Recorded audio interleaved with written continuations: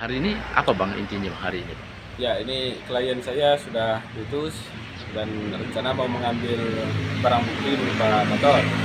Nah, tapi ternyata tidak bisa dikabulkan. Nah, infonya harus ada surat kuasa yang khusus untuk pengambilan. Menurut saya itu kurang logis, karena ini adalah perintah pengadilan. Di dalam ruang sidang ya sudah dijelaskan bahwa ini di, boleh diambil. Intinya apa Bang?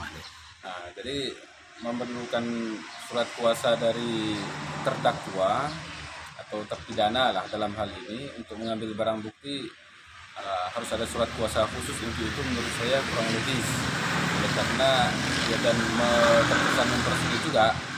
Ya, berkas perkara itu sudah jelas surat kuasa yang diajukan di ruang pengadilan itu untuk apa. Jadi termasuk di situ ya ada bahasa globalnya untuk semua kepentingan daripada klien, daripada terdakwa. Jadi ketika itu sudah tercakup di situ, mestinya ya sudah satu kesatuan, tidak perlu lagi ada surat kuasa yang lain. Nah, jadi menurut saya itu ya perlu ada pembenahan lah, jadi tidak mempersulit gitu. Kenapa harus ada surat kuasa baru sementara saya sudah datang di pengadilan ya, saya yang mendampingi, bahkan keluarga ke ibu kandungnya sendiri sudah saya hadirkan di kejaksaan. Ternyata tidak bisa juga untuk mengambil barang bukti. Tujuan itu apa? Bukan bersulit. Alasannya sebenarnya apa Bang? Aturan undang-undang atau memang kebijakan atau aturan kejaksaan atau bagaimana Bang? Tadi tidak dijelaskan. Menurut mereka itu adalah SOP. Nah, kalau dalam aturannya saya tidak tahu kalaupun harus ada seperti itu. Jadi kalau SOP itu biasanya kebijakan di internal setiap instansi. Saya bandingkan dengan instansi yang lain ya, kejaksaan juga, tapi di daerah yang lain katanya kok tidak seperti ini. Jadi ada perbedaan antara satu dengan yang lain kalau pengalaman saya. Nah, sehingga ya ini perlu diseragamkan.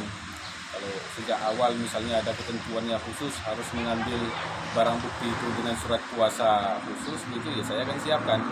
Tapi kebiasaannya selama ini kan tidak. Nah, sehingga ya antara satu kebijakan satu instansi dengan instansi yang lain akan kesulitan untuk menerapkan. Ya kita sebagai orang luar ya tidak tahu kebijakan persis di sini seperti apa begitu. Sementara di tempat lain ya kita sudah ada pengalaman ya tidak sama begitu. Itu mempersulit kita. Oh, seharusnya aturan kejaksaan itu seragam gitu ya. Mestinya begitu. Jadi orang tidak bingung, ini kan namanya sama, kejaksaan juga. Kantor kejaksaan mestinya antara satu kejaksaan dengan kejaksaan yang lain itu ya sama. Jadi kalau misalnya antara satu namanya sama, kejaksaan, kantor kejaksaan, tapi ternyata satu kantor dengan kantor yang lain berbeda, itu akan menyulitkan masyarakat, termasuk kami sebagai advokat. Ya, gambarannya adalah kami advokat ya tidak merasa kesulitan juga, ya, apalagi orang awam. Nah, kira-kira begitu.